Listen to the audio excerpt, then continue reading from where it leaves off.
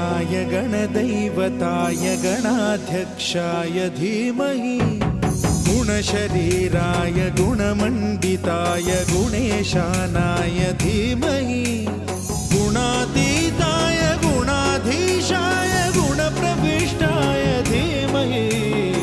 एकदन्ताय वक्रतुण्डाय गौरीतनयाय धीमहि गजेशानाय भालचन्द्राय श्रीगणेशाय धीमहि